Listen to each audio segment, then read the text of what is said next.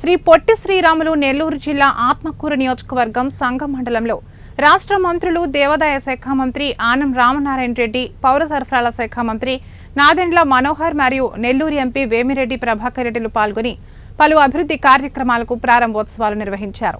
ఆత్మకూరు నియోజకవర్గం సంగం మండల కేంద్రంలో ప్రాథమిక వ్యవసాయ సహకార సంఘం భవనం, గోదాములు, ధాన్యం కొనుగోలు కేంద్రాన్ని ఇద్దరు మంత్రులు ప్రారంభించారు. ఈ కార్యక్రమానికి ఎంపీ వేమిరెడ్డి ప్రభాకర్ రెడ్డి, రాష్ట్ర టిడ్కో చైర్మన్ వేములపాటి అజయ్ కుమార్, జిల్లా కలెక్టర్ ఆనంద్, స్థానిక ప్రజాప్రతినిధులు, రైతులు హాజరయ్యారు. వ్యవసాయ కేంద్రం ప్రారంభించడానికి వచ్చిన మంత్రులు, ఎంపీ, ప్రజాప్రతినిధులకు స్థానిక ప్రజాప్రతినిధులు సత్కరించి ఘన స్వాగతం పలికారు. మంత్రులు, ఎంపీ కలిసి కోఆపరేటివ్ సొసైటీ నూతన భవనం ప్రారంభించి అనంతరం ధాన్యం కొనుగోలు కేంద్రాన్ని ప్రారంభించి అక్కడే రైతులతో ముఖాముఖి సమావేశం నిర్వహించారు.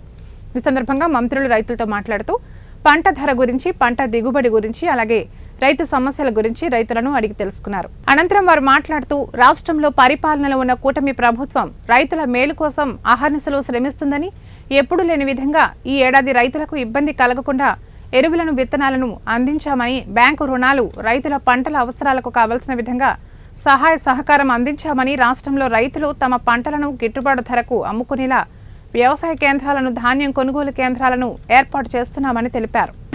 ఈరోజు primary agriculture credit society banks ఇది ఓపెన్ చేయడం అంటే పక్కనే గోడౌన్ ఒకటి ఓపెన్ చేయడం చాలా సంతోషం. మన ప్రభుత్వం రైతులు సపోర్ట్ చేసే ప్రభుత్వం. మీ అందరికీ కూడా తెలుసు, డిపార్ట్మెంట్ కి ఇక్కడ ఉన్న సివిల్ సప్లైస్ డిపార్ట్మెంట్ కి అన్నిటికీ కూడా అనుసంధానం చేస్తూ ఈ భవనాల్ని ఇవాళ జిల్లా అధికార యంత్రాంగానికి మంత్రి గారు, ఎంపీ గారు వారి స్వహస్తాలతో దీన్ని రైతు ప్రయోజనాల కోసం అంకితం చేయడం జరిగింది. రైతుల ప్రయోజనాల కోసం పాటుపడేది ఉమ్మడి నాయకత్వంలోని నేటి ప్రభుత్వం. రాజకీయ స్వార్థం కోసం ప్రభుత్వ భవనాలను వాడుకునేది నాడున్నటువంటి అధికార ప్రభుత్వం. కాబట్టి ఈరోజు మనం పూర్తిగా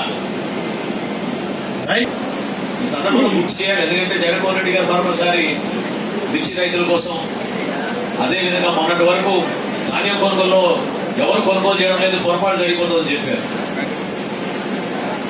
డబ్బులు ఇవ్వకపోవడమే కాదు, గత సంవత్సరంతో పోల్చుకుంటే కూడా మన కూటమి ప్రభుత్వం 4 లక్షల మెట్రిక్ టన్నులు అదనంగా కొనిందనేది నేను గర్వంగా మీ అందరికీ కూడా చెప్తున్నాను. ధాన్యం కొనుగోలు విషయంలో ఎక్కడ కూడా పొరపాటు చేయలేదు.